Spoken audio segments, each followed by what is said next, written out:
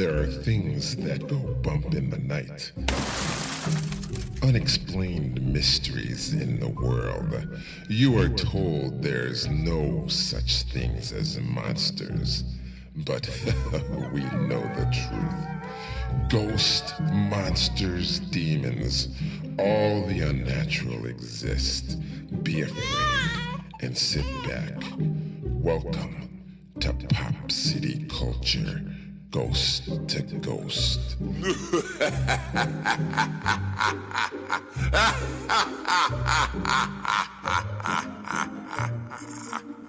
What up, everybody? This is Reggie Brown here, and oh man, this is the Halloween special. Man, I've been waiting all year for this. And hey, I'm here with my brother Hakeem. Hakeem, okay, take it away, Hakeem. Hi, everybody. So yeah, this is our Halloween special edition, and we're gonna be telling stories, and it's gonna be Ghost to Ghost tonight. And I hope a lot of you people out there who love our podcast love what we have to do. This is actually our first Ghost to Ghost episodes. As for we want to make this a yearly thing, so every year we can talk about ghost stories. That's right. We want to talk about ghost stories because we know everybody's got something inside them and outside, especially now, when it comes to ghosts. What we want to do is we want to tell everybody that we... Hurry up, Hakeem. We wanted to put this together for everybody. So people all over the world emailed us and sent us letters. Millions of letters. With their stories. So we're going to share a lot of their stories with you. These aren't ours. These are people all over. So yesterday we had our pre-special. What'd you think about that, Reggie? Yo, man, that pre-show was off the hook. I couldn't even sleep last night. I mean, I had to sleep with the light on, and I know Dad was getting scared because I kept calling him. And, he was like, yo, man, you better stop calling me. I got to work tomorrow. But I didn't care if he had to work tomorrow because I was scared. All those stories we had. And, if anybody wants to listen to those, to the previous podcast, it was our pre-Halloween special. You can do it. And right now it's free. You could just go right on the last episode, Pop City Culture. And now that we're all over the world and international, you can pretty much get our podcast anywhere in the world, in any country, which is really cool. Because, man, I never dreamed it could be like this. Anyways, Hakeem, take it away. Okay, so yeah, we want to start out. We just want to hit these stories up and tell you, it's October 31st, 2020. Never gonna forget this year. We got the epidemic going on in the world with Corona. It's the coronavirus, so nobody's gonna be able to go trick or treating tonight, really. I mean, unless a couple people go together. A lot of people are gonna be getting together by videos. They have Zoom and they have Facebook. That's social media. They have a lot of social media, but a lot of families are going to get together and hopefully they can sit around the fireplace and tell their stories. But while you're doing that, if you're lucky enough to be with us on our podcast, real lucky, we will tell you some of our stories as well. Now, I'm thinking. What are you thinking? Let me know. Let me know what you're thinking, okay? Reggie, do you know what the scariest, one of the scariest, a 2-sentence horror story is? No, man, I don't know what that is. What, I don't even know what you mean. So what exactly is that? This is probably the shortest horror story you ever wanted to hear. Yo, man, wait. If this is scary, why don't you save it for the end? Save it for the end. That'll be cool. That'll give us something to, sleep on. Okay. Because I'm going to tell you something. This is like probably the shortest horror story in the world. And I'm going to wait till the end to tell you. All right? Yeah, that's a good idea. You better just wait until the end, okay? We're going to start out.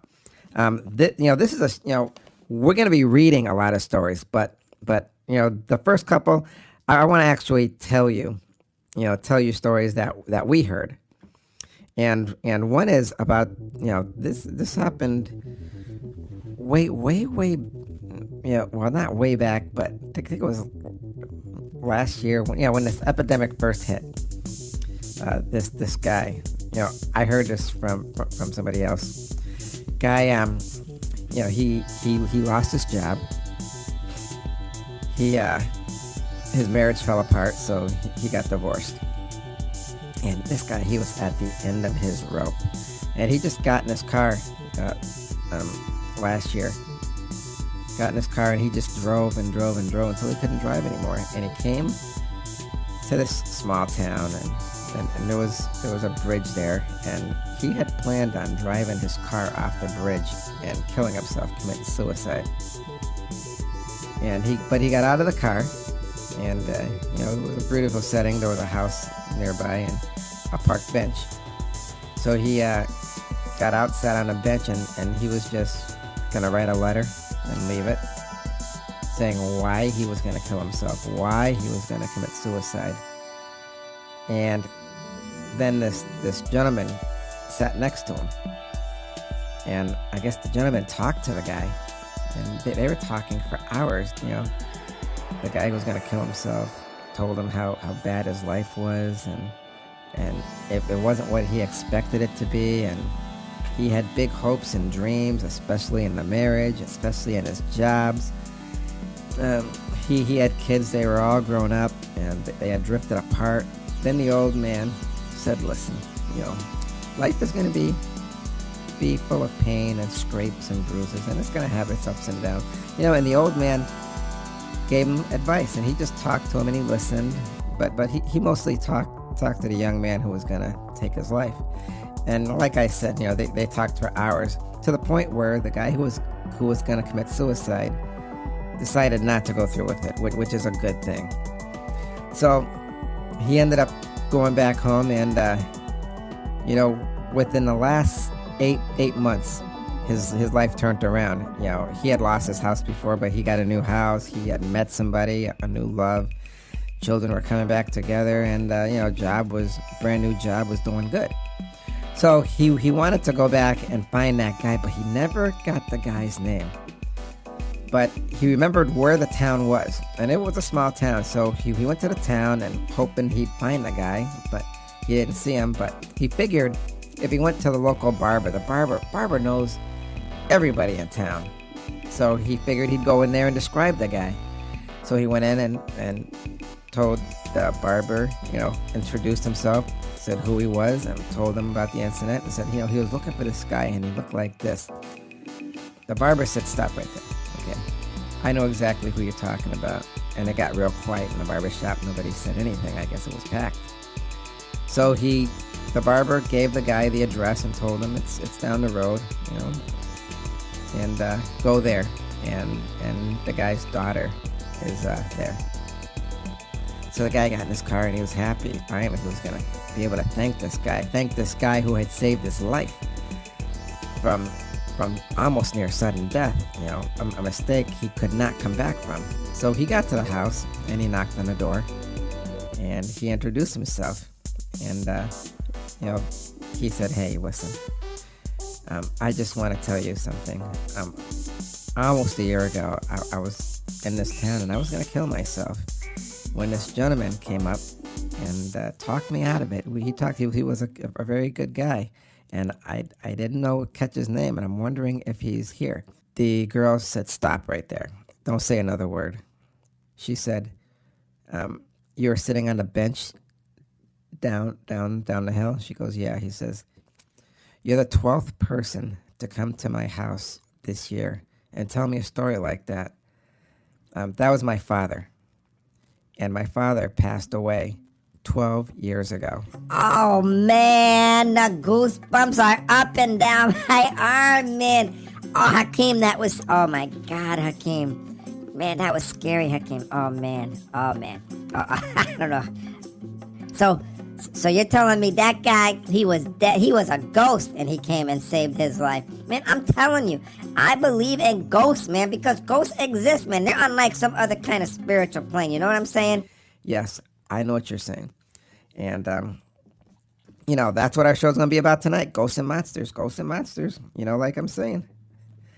So the next one I want to tell you is, a lot of college kids have stories. Man, they got more than stories. And- They got like experiences, like life experiences, especially when they go to college. I mean, it's just Okay, unbelievable. So a lot of these, like I'm saying, you need to stop interrupting me. If you're going to keep interrupting me, Reggie, we're never going to get through this show.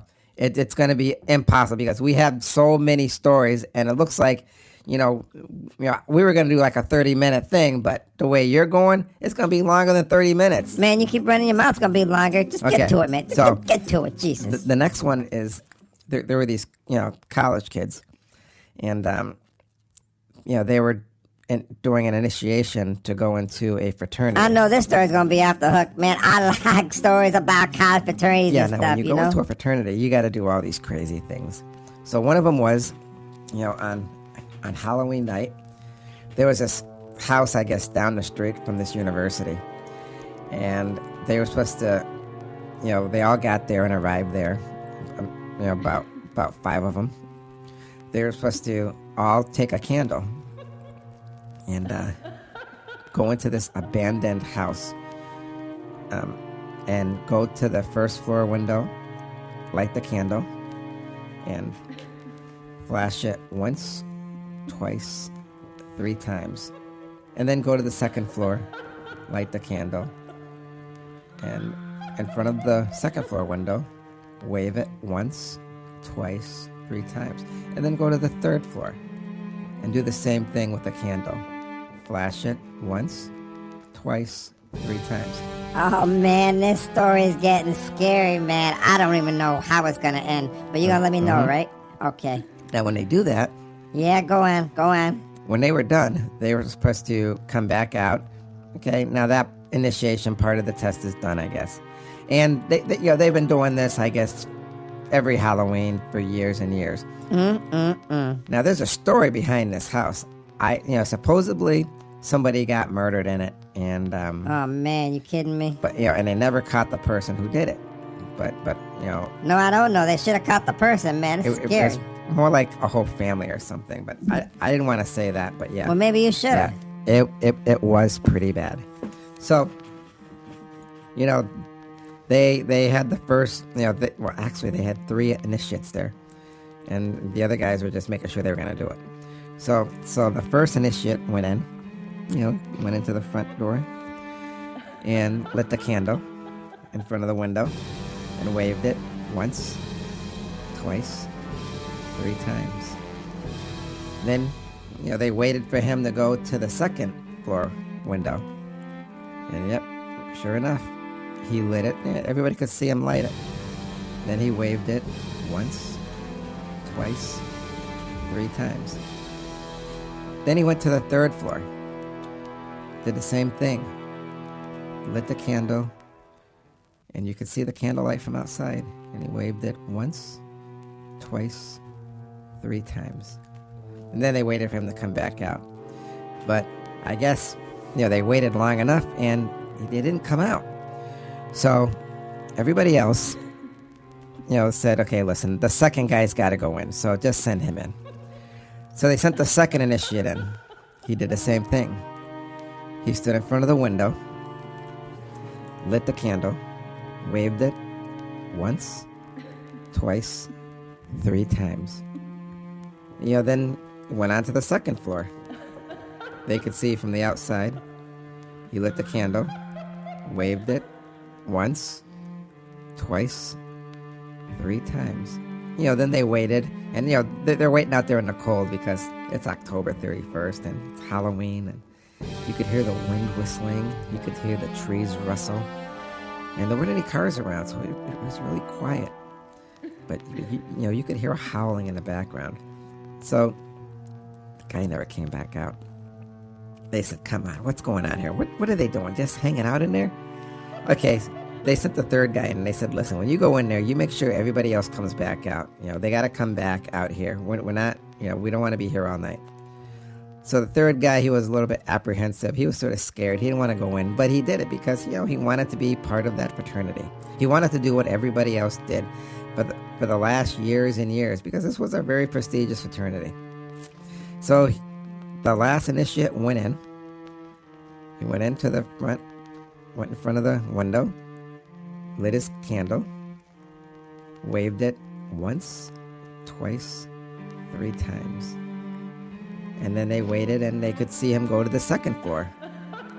Lit the candle, waved it once, twice, 3 times. And they waited again. But they could see him. No, they couldn't see him, but they could see the candle in the window as he waved it once, twice, 3 times. Now the guy never came out. And 15 minutes passed, and they said, this is getting ridiculous. Okay, guys, we're going to go in, they said. They all said they were all going to go in and see what's going on. So they went in, opened up the door, the front door. It creaked. You know, it was very old. You know, a lot of these places are boarded up, and beneath their feet, every step they took, the wood was creaking. And they went in with their flashlights. And they went to the window, and they could see, you know, yeah, they went there. They could see footprints in the dust that had been collecting over years and years. And they saw the three extinguished matches they used to light the candles on the ground, on the floor there, right next to the window. So they followed the footsteps up the stairs to the second floor, to the window, and they saw again 3 used matches on the floor by the window where the other initiates had waved their candles. Then they went to the third floor after following the dusty footprints up the stairs. Again, they saw, you know, the 3 matchsticks by the window used. But the footprints didn't go back downstairs. Then there was, you know, where they could see 3 sets of footprints going up the stairs. They only saw 1 set of footprints going up to the attic. Now, I guess this is one of those old houses, and way back then, they had kitchens in the attic. This was some bizarre house or something, some cooking house or something. So they went up towards the attic, and they looked around, and there was a kitchen up there. You know, there are still pots and pans hanging off the ceilings. There was so much dust, and it was a mess. But the footprints led to this back room. And when they all got to the back room, they looked around, and there they found all 3 initiates hanging from meat hooks from the ceiling, and they were all dead. Yeah, oh man, you scared me. Why you gotta do stuff like that? But you flick the lights too, man. That ain't even right, man. Trying to scare me like scared that. You. Man, what's up with that? All right. Unbelievable, man. My own brother. Well, hey, you know, these are ghost stories, and this is what we're gonna do. So, but there's this other story too. Man, you gotta tell me this other story, but man, you know, you ain't gotta be all physical dramatic like that, like you just did scare me. Man, you knocked me off my chair. That ain't even, I could have had a heart attack and died. Man, okay, you know, forget, man, this there's is Halloween. This other story. Man, go on with the story. And this one's scary. Better be scary. I like the scary ones. But I don't know if I should tell you. Yo, man, you gotta tell me, because this is, man, you done scared me with that other story. So I really gotta know what's going on. I really gotta know. What this ain't gonna be the last one, because you're supposed to be reading stories too. Yeah, I know, Reggie, but you know, we're on a selected time schedule, so I don't know if we'll be able to get to the reading of the stories. Maybe we'll have to have a two-part segment. I don't know. We'll just play it by ear. But the other one is this. Are you ready for it? Yeah, man, I'm ready for it. I gotta hear this next one. This one sounds, man. If this one's gonna be good as the last one, oh man, everybody's in for a treat. I hope everybody out there is in for a treat. Okay, Reggie. So here's the story. This one's pretty scary. So I guess there was this old guy. He had gotten a cell phone. He'd always call up everybody. You know, he wasn't super religious, you know, but he was very ill, and he knew that his time was going to be coming up. Oh man, that must be scary. Okay, Reggie, don't interrupt me when I'm telling the stories now. We already had this conversation. I'm trying to get you in the mood. So this guy, old guy, he was close to death, and he was afraid of being buried. He had always heard stories in the past about people who were buried and they came back to life. Man, I'd be scared too. And they were just stuck in a coffin. And that's how they died, just beneath the ground, buried by earth and dirt. And there's nowhere to go. And he said he never wanted to die and be in a situation like that where his body comes back to life. He said it would just drive him crazy. That was his biggest fear. So he said, when he died, he wanted to be buried with his cell phone. Just in case something did happen, he'd be able to call for help. Oh, man, that's scary. Oh, I'm sorry. Go on. So, the day came when he did die. There was a beautiful funeral. And his family was there. And he was buried. And I guess, a couple days later, the guy came back to life in his coffin. He was dead, but he came back to life. But what happened was he reached around in his pocket and he found his cell phone and he turned it on. And he said, "Thank you. Now I can be saved." And he dialed a number of his family member. But when he looked at his phone, it said, "No signal." Oh, man. Oh, my God. Man, my God. That guy, oh, my goodness. I don't know what I would do if I died and I came back to life and I went to my phone and it said no signal. Man, I would have a heart attack. Oh, man. Oh, man. So what happened? Well, like I said, there was no signal, so, we don't know what happened. Oh, man, that is just too scary. I don't know, man. I don't know if I could live through something like that. Oh, okay, man. That story is, man, you're right. That story is off the hook.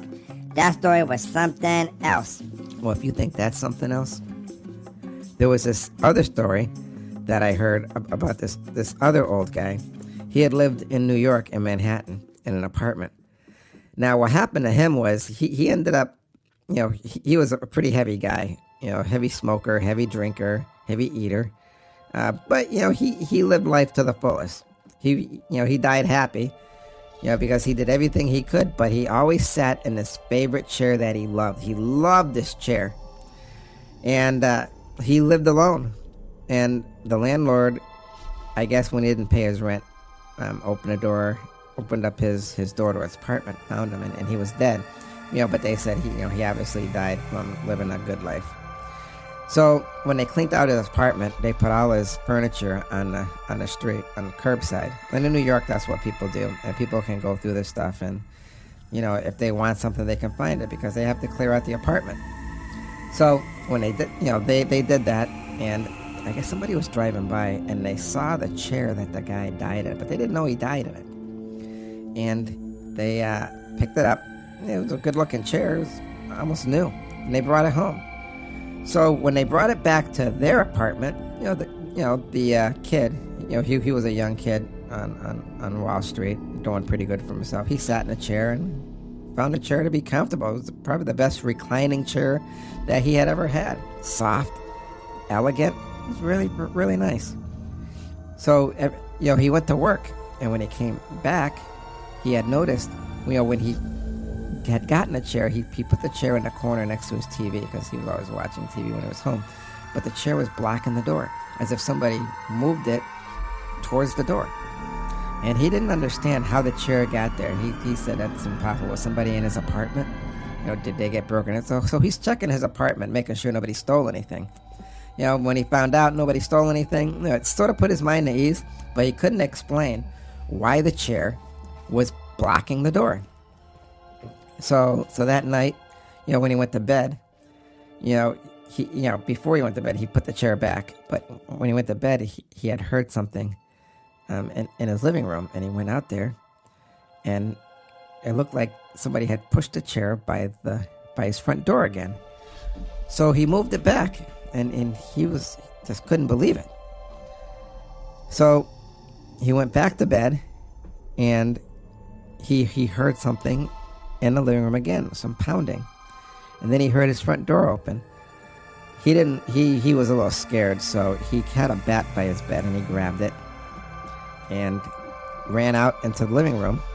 The chair was gone. The front door was open.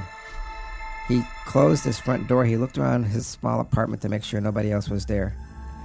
Then he ran to his window to look out into the street to see if he could catch whoever stole his chair out there. And he said that he saw his chair being carried by 3 creatures that were 2 feet tall that looked like demons.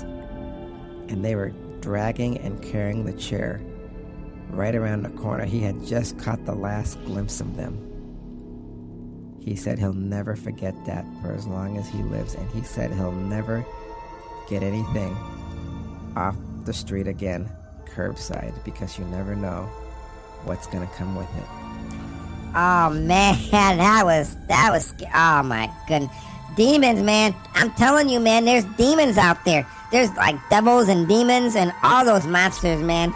I know, Reggie, you keep telling me. But I'm not just telling you, man. You just backed up the fact, man. That's a fact. That stuff is true. I'm telling you, man. That's just some scary stuff. Okay, so, before we end, we wanted to read some letters that some people actually gave us. And here goes.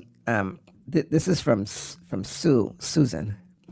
And she wrote, So I live in Eastern Oregon, and my mom lives in Western Oregon. I went to visit her for the summer, and she was very outdoorsy, so we decided to take the 1-hour drive from her city to the coast.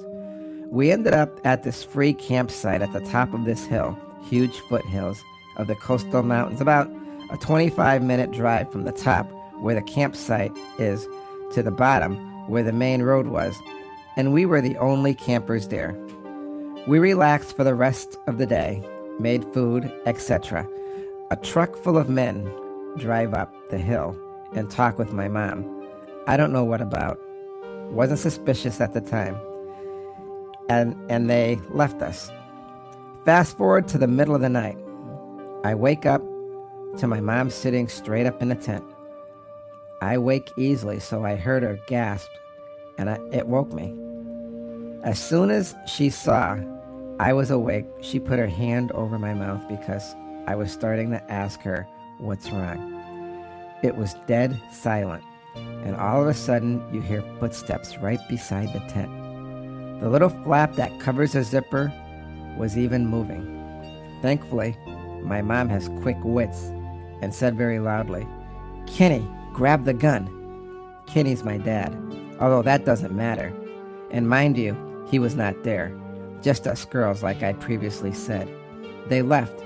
No harm was done. Thank the Lord for my mama. Now, man, that was sort of scary, man. I don't know, man, because you never know. It could have been like a robber or something, or dude's up to no good, or a demon. Man, it could even be Bigfoot, you know what I'm saying? Yeah, Reggie, I know what you're saying.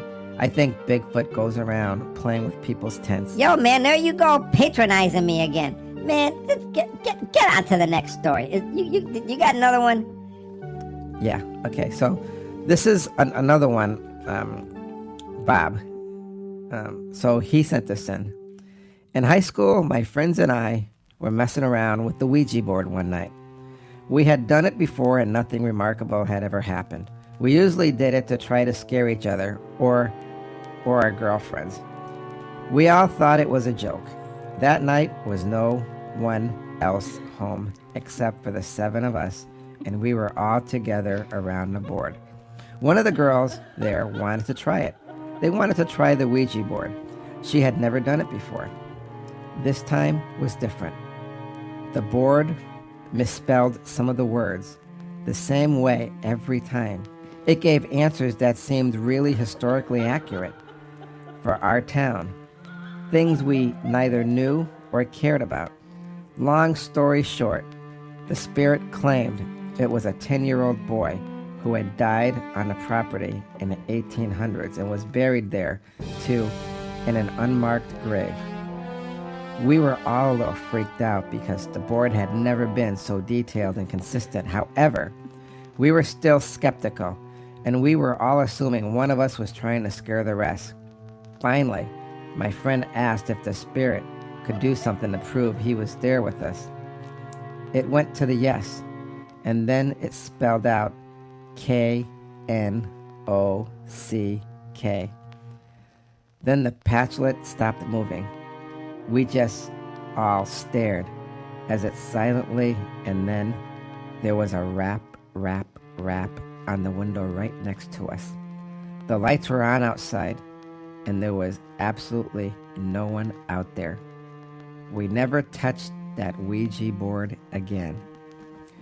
Oh, man. Now that is some, oh my God, man, that is scary. Oh man. Yeah, that is some scary stuff. I don't know what I'd, see, that's why I don't bother with Ouija boards.